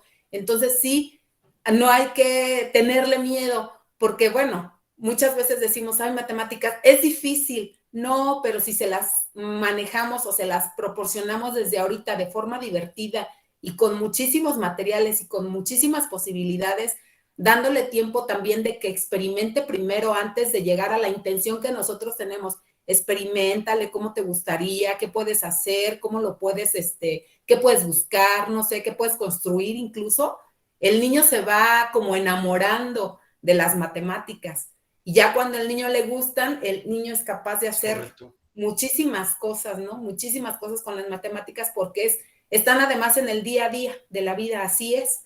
Las matemáticas están en todo momento, en toda circunstancia. Así entonces es padre cuando les enseñamos como que les abrimos así, ¿no? ¡Tatán! Mira, las mates son así. Ay, les encanta y los niños se convencen, pero por cosa propia. Se apropian de manera natural y divertida de las matemáticas, ¿no? Hay veces que olvidamos la parte de las formas que ya también usted mencionó, las formas, las figuras, los espacios, y nada más queremos manejar matemáticas como puros números. No, para apropiarse del conteo también hay que manejar colecciones, clasificaciones, seriaciones, todo esto para que el niño le vaya significando. Ahí está lo de los procesos que hablaba, pero lo más importante es que somos, esa palabra me encantó, modeladores. Si el niño nos ve que escribimos en el pizarrón, si el niño nos ve que contamos, si el niño nos ve que graficamos, si el niño nos ve que que hacemos colecciones, entonces el niño igual nos ve como ese modelo y quiere también hacer eso, producir eso que la maestra puede hacer, pues yo también soy capaz de hacerlo, ¿no? Entonces sí es muy importante no olvidar esa palabra, somos modeladores. Y a lo mejor no tuvimos buena experiencia en matemáticas en algún momento de la vida, pero hay que recordar que podemos hacer también cosas muy positivas en los chicos que tenemos a nuestro cargo, ¿no? Gracias, esa era mi participación. Muchas gracias. Gracias, Laura, por tu comentario. Completamente de acuerdo contigo en esta parte de qué tan importante es el que la actitud y el entusiasmo con el que llevamos a cabo las actividades se transmita también, y las actividades mismas, si son interesantes, puede ser que tengamos mucho entusiasmo, pero si las actividades en sí mismas no atrapan a los niños desde el punto de vista cognitivo, pues a lo mejor no se da ese, digamos, ese switch que necesitamos. Entonces, una cosa y otra. Sin olvidar constantemente el reto, claro. El reto, claro. Sí, sentir que ellos descubren, sentir que ellos solucionan y lo pueden hacer y lo logran, eso es muy motivante, intrínsecamente hablando, eso es muy motivante. Entonces, poner tareas que también no sean frustrantes para ellos, tareas que sí puedan resolver y que les dé esta motivación intrínseca. Hay más preguntas, rápidamente, son las últimas 3 que me mandaron. Dice, ¿hasta qué hora es recomendable que aprendan los niños en preescolar? Ya comenté eso, basados en el plan y programas 2017, ahí se establece exactamente, creo que hablan de 30 como máximo, según la norma. ¿Nos pueden dar algunos ejemplos para trabajar la estimación, el cálculo mental, el cálculo escrito en el nivel de preescolar? Yo lo que les he recomendado es que utilicemos, hay unos ejercicios que son verdaderamente geniales. A mí me los pasó el maestro Héctor Botello, que fue compañero mío en la maestría y que es asesor de muchas escuelas particulares en cuestiones de pensamiento matemático, y son las diferentes categorías. Originalmente eran las categorías de Bernoulli y que después la SEP se apropió de ellas, que eran las famosas categorías de las relaciones aditivo-sustractivas. Ya se pueden utilizar, sobre todo en tercero de preescolar, estas relaciones con números o con cantidades pequeñas. Y ustedes seguramente recordarán relaciones de cambio, relaciones de combinación, relaciones de igualación, relaciones de equivalencia. Entonces, las 4 categorías de Bernoulli fueron publicadas después, habrá sido creo que en el año 2000, por la Secretaría de Educación Pública, en un curso que dieron para primaria, pero que en preescolar es muy útil y con cantidades pequeñas se puede utilizar. Hay un curso muy famoso que se manejó en centros de maestros y todo lo que fueron los programas de actualización del magisterio, que se llamó La enseñanza y el aprendizaje de las matemáticas en primaria. Era un curso, unos materiales que venían en 2 partes. A lo mejor a ustedes no les tocó porque esos estaban como dirigidos primero para docentes de primaria y estaban como vinculados a las evaluaciones de carrera magisterial. Pero esa misma esquematización con cantidades pequeñas, nosotros la hemos llevado a los talleres de preescolar y realmente han sido, los niños en preescolar sí hacen ese tipo de relaciones. Relaciones de equivalencia. Un ejemplo de relación de equivalencia es, Lupita tiene 4 cacahuates, ¿no? A ver, lo voy a poner así. Lupita tiene 4 cacahuates y Miguelito tiene 10 cacahuates. ¿Cuántos cacahuates le faltan a Lupita para tener los mismos que Miguelito? Esa es una relación de equivalencia. Ese planteamiento con cantidades pequeñas sí lo pueden hacer los niños de preescolar. Cantidades no mayor a 10, relaciones de equivalencia, de combinación, ¿no? Una de combinación sería con los mismos actores y los mismos objetos. Lupita tiene 4 cacahuates. Miguelito tiene 6 cacahuates. ¿Cuántos cacahuates tienen los dos juntos? Esa es de combinación, ya no es de equivalencia. Vean que siendo una relación aditiva, es diferente la manera de relacionarse, ¿sale? Entonces, y así hay relaciones de cambio.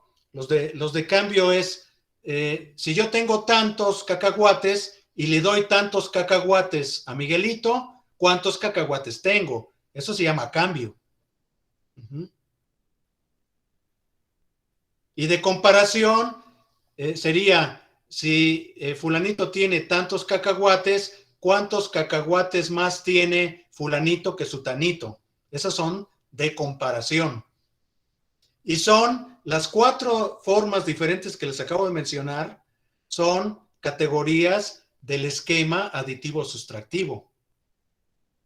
Está padrísimo, eso lo vemos en talleres y esa es la manera en que les sugerimos que se puedan introducir estas ya nociones de cálculos que son cálculos mentales. En uno de los videos que les platico en un preescolar hace algunos años que hizo una educadora producto de un taller, los niños hacen estos cálculos mentales de relaciones de tipo en el esquema general de tipo aditivo-sustractivo y se apoyan con algunos materiales, algunos dibujos incluso, para comprobar sus dichos, pero son relaciones que hacen están los niños platicando y ellos mismos, incluso ellos mismos plantean problemas, no nada más son planteamientos de problemas planteados por la educadora, sino también se entrena a la educadora para que ella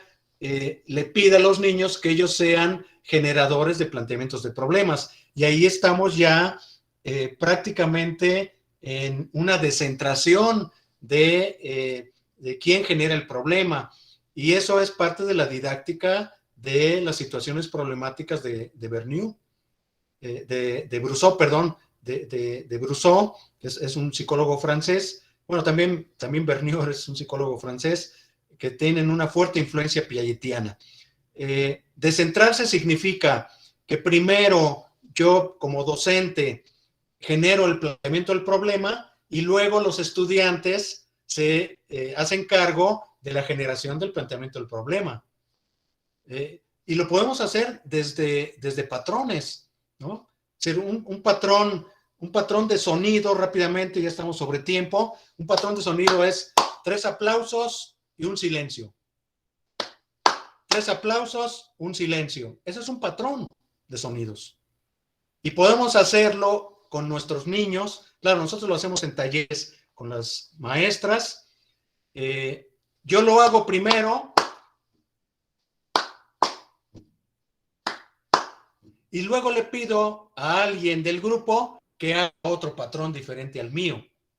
Y entonces ya me descentré. En el momento que alguien del grupo hace un patrón diferente, no da 3 aplausos y un espacio, sino da a lo mejor 2 aplausos y dos aplausos y 2 taconazos, ¿no? Con los pies. Ya ese es un patrón diferente. Y a lo mejor sin espacios, sin silencio. Yo hice 3 con silencio y alguien más del grupo puede hacer otro patrón diferente. Eso es lo que, digamos, llevado a la práctica en el aula, ustedes pueden hacer un planteamiento de un problema y luego pedirle a Juanito, a María Luisa, a Lucía que haga una reproducción. Una producción, perdón, de un planteamiento de un problema y entonces ya nos descentramos. Eso se llama descentrar, una docencia descentrada y no absolutamente centrada. Y por último, me pusieron aquí algunas actividades que se recomienden para trabajar con los niños de manera gráfica. el espacio en referencia del niño con sus compañeros dentro del salón de clases. Hay muchas actividades, por supuesto que hay muchas actividades que se pueden hacer. Irma Fuenlabrada platicaba, no es mío este ejemplo, es de Irma Fuenlabrada. Justamente en una ocasión, a lo mejor algunos de ustedes estuvieron, cuando la maestra Lucy trajo a Irma Fuenlabrada a unas pláticas que dio, unas conferencias que dio allá en un auditorio, la UAC, por allá por Prolongación Zaragoza. Creo que era instalaciones de la Facultad de Ciencias Naturales. Hace algunos años. Bueno, Irma Fuenlabrada vino a Querétaro, ¿verdad? Y dio una conferencia, yo estuve presente ahí como parte del auditorio, y ella narraba estos ejemplos de, pones en una caja, un niño con una caja de cartón y tiene animalitos de plástico. Y entonces él dice, el caballo va a estar adelante y la vaca va a estar atrás, pero los demás niños no ven. Entonces el niño está con su caja, mueve los animalitos en una ubicación espacial y dice, por ejemplo, el oso está a la izquierda y el pato está a la derecha, el caballo adelante, la vaca atrás. Y otros niños con sus cajitas deben de seguir las instrucciones del primer niño. Ese ejemplo lo puso Irma Fuenlabrada de unas experiencias que estaban desarrollando allá en el CIMBESTAB, y muy interesante porque con esos juegos tan sencillos estábamos trabajando nociones espaciales de alto nivel de desarrollo cognitivo, de alto nivel de complejidad y que sí pueden hacer nuestros niños en preescolar. Como esos hay muchos otros ejemplos. El clásico ejemplo de pones un dibujo, pero fíjense, es un dibujo de una camioneta y pones una bolita como si fuera una pelota. Dices, a ver, si la camioneta da, imagínate, le dices al niño, imagínate, esta es la camioneta, la pelota está aquí, en la parte de adelante, digamos, la camioneta está, el chofer está aquí y la caja de la camioneta está atrás, todo eso dibujado, ¿sale? La pelota está muy cerca del chofer, ¿no? Y la caja es la caja de la pick-up, ¿no? Entonces la pelota está muy cerca del chofer. Si la camioneta avanza y da vuelta hacia la izquierda, ¿hacia dónde se vuelve la pelota? Si la camioneta avanza y da vuelta hacia la izquierda, ¿hacia dónde se mueve la pelota? ¿Sí? Y entonces los niños tienen que dibujar cómo pasaría, y luego lo pueden hacer ya no dibujado, sino en real. Y entonces, para la siguiente sesión, pues los niños van a tener que llevar una camionetita pick-up de juguete y hacemos las comprobaciones con pelotas reales o con canicas. ¿Qué pasa si la camioneta se mueve hacia un lado? ¿Hacia dónde se mueve la canica? ¿Qué pasa si la camioneta se mueve hacia otro lado? ¿Qué pasa si la camioneta arranca y va hacia adelante? ¿Hacia dónde se mueve la canica?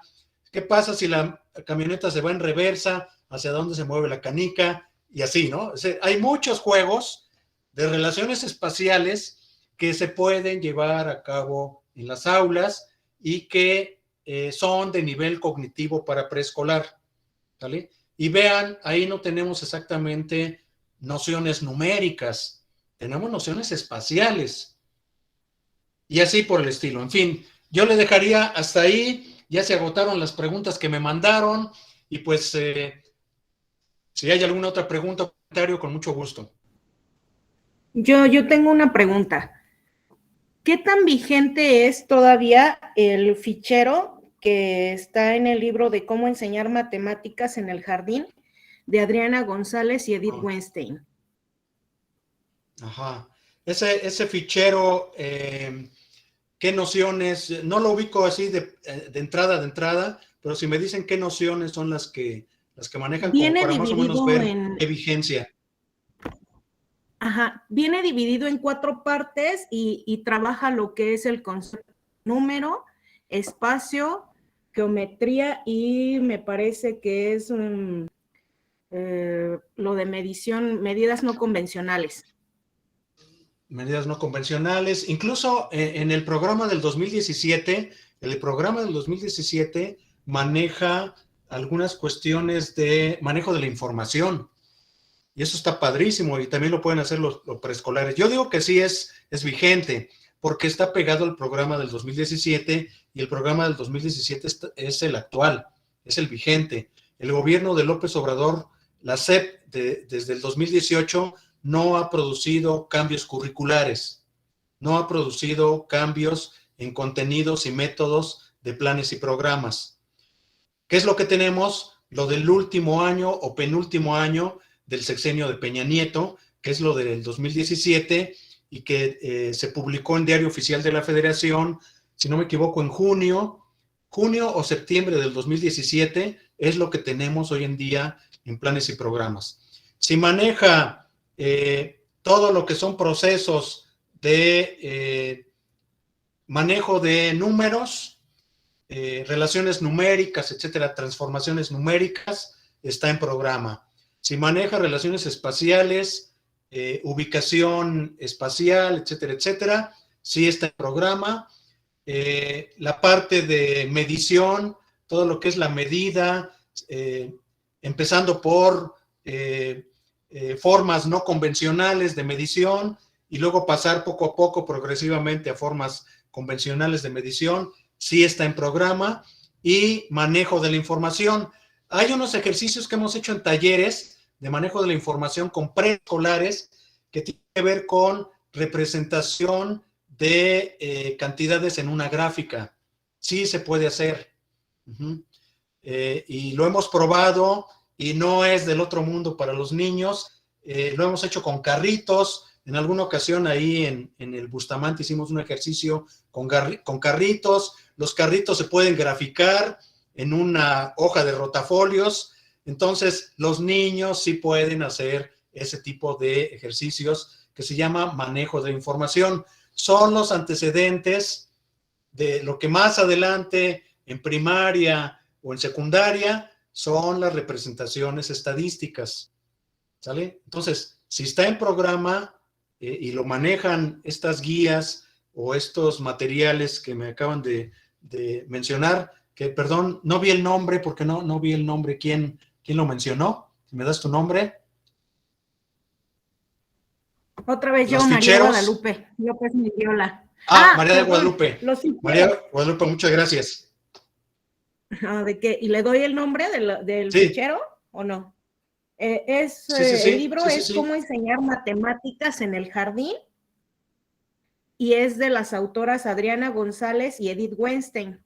Adentro de él viene un apartado, y yo recuerdo mucho este libro porque lo trabajamos en la formación durante la normal, y lo hicimos así, como fichero, y es en el que me baso mucho para trabajar con mis alumnos. Me ha servido. Vienen mucho de esta parte de trabajar conceptos de número, lo que nos mencionaba, el trabajo con fichas, con naipes, con fichas de colores. Viene, por ejemplo, me acuerdo mucho de una actividad de un cromático, dominós, que hay que lanzar dados. Sí, dominós, mucho de este trabajo. El contar cucharitas, popotes, diferentes actividades de ese tipo. A mí me ha parecido muy bueno. Y también otra de las cosas que he puesto mucho en práctica después de un curso que tomé con usted es los bloques lógicos de Dienes. También me han servido mucho para la clasificación y las características también de objetos. ¿En dónde estuviste conmigo en un taller? Fue en el Camelinas, fue durante varios meses, nos presentábamos una vez cada mes. Ok. El Camelina, sí, como no. Eso fue en el 2010, 2011 aprox. Muchas gracias, Lupita. Sí, más o menos. Muchas gracias por recordarnos esos buenos tiempos. Laura, ¿ibas a decir algo? Sí, también, bueno, usted habló de gráficas y esto. Luego a veces se nos olvida ver en el libro de mi álbum y viene cantidad buenísima y actividades geniales en cuanto al pensamiento matemático. Ahí desde segundo grado en mi álbum viene lo de las gráficas. Viene muchísimas cosas para ubicación espacial. Entonces, hay que a veces echarnos un clavado a lo más sencillo que tenemos y se nos olvida. Es tan cotidiano lo que tenemos que como que lo ignoramos, pensamos que nada más materiales, pero el libro, mi álbum, detona situaciones para trabajar grandemente el pensamiento matemático. De una lámina, eso lo vimos también con Irma Fuenlabrada alguna vez, de cómo partiendo del libro Mi Álbum se pueden detonar situaciones para trabajar pensamiento matemático exclusivamente, ¿eh? Ya si le mete uno lenguaje y comunicación, bueno, es algo riquísimo, pero vienen bastantes láminas en cuanto a gráficas, en cuanto a nociones espaciales, todo esto, incluso viene el dominó. Correcto. O sea, sí hay que echarnos clavadito y tenemos una cantidad enorme y buenísima de materiales en el mismo Mi Álbum. Gracias. Pues hay que aprovechar todos esos materiales, socializar, compartir. El trabajo horizontal entre docentes es muy rico, el trabajo colegiado. Y yo creo que ustedes tienen una enorme riqueza en recursos didácticos y pues hay que aprovechar, darle variedad a los niños, transmitir a los padres, madres, abuelitos, abuelitas y demás familiares cómo utilizar esos materiales, cómo apoyar en casa. En fin, yo creo que los materiales de la SEP, mucho mejores que muchos materiales de editoriales privadas, los materiales de la SEP son producto, la mayoría de ellos son producto de la investigación educativa y también producto de las experiencias de la práctica docente. Así es que es una enorme riqueza. Pues yo le dejaría hasta aquí en obvio del tiempo. Maestra Carmen, muchísimas gracias por el espacio, por el tiempo, por sus participaciones, como siempre. El primer agradecido soy yo. Blanquita tiene una pregunta, no quisiera que se quedara sin. A ver, Blanquita, antes de que se nos vaya el maestro. Adelante. Por favor, Blanquita, adelante. Adelante. Sí, perdón, maestro. Nada más esta parte, pues sí, de que en el programa es como un comentario. En el programa 2011 venía en esta parte de que usted menciona, ¿no? De conteo 1 a 1, irrelevancia del orden estable y la abstracción al final, y lo mismo menciona pues la maestra Irma Fuenlabrada, que no se salten procesos, que no hagamos que el niño empiece a escribir el número cuando antes no contó. Entonces, en esta parte de la maestra Laurita también, pues me enfoco en el libro de la educadora, de hecho vienen ahí por niveles. Entonces, las actividades que nos proponen ahí en el libro de la educadora, que está la verdad muy bueno, que hay que echarnos un clavado también ahí, vienen actividades que para primero, que para segundo, de acuerdo a lo que usted menciona, al proceso cognitivo de nuestros alumnos. Entonces, pues hay que echarnos también un clavado ahí, y pues sí, la verdad, vale la pena también el libro de Irma Fuenlabrada, hasta el 100 no, y las cuentas tampoco, entonces pues hay que echarnos un clavadito también ahí. Muchas gracias, maestro, pues muchas gracias por su tiempo, por su dedicación, y muchas gracias. No, al contrario, gracias a ti, gracias a ustedes por estas participaciones tan enriquecedoras.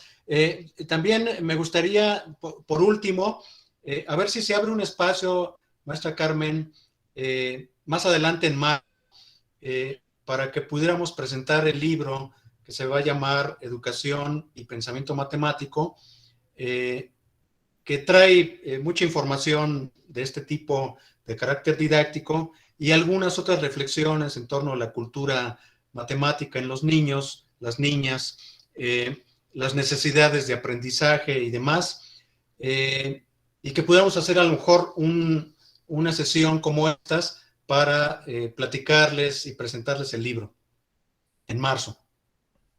Pues con mucho gusto, maestro, al contrario, las beneficiadas, apoyadas y consentidas por ustedes, tanto de Mine como de usted, pues vamos a ser nosotros muy agradecidas de que nos elijan para esta actividad. Con gusto, maestro, va a ser un placer tenerlo con nosotros. Bien. Y pues bueno, yo quiero agradecerle todo su tiempo y su valioso tiempo que ha tenido con nosotros para prepararnos esta sesión, y a las compañeras, pues yo creo que nos deja, como dicen los niños, picaditos para seguirle investigando, ¿no?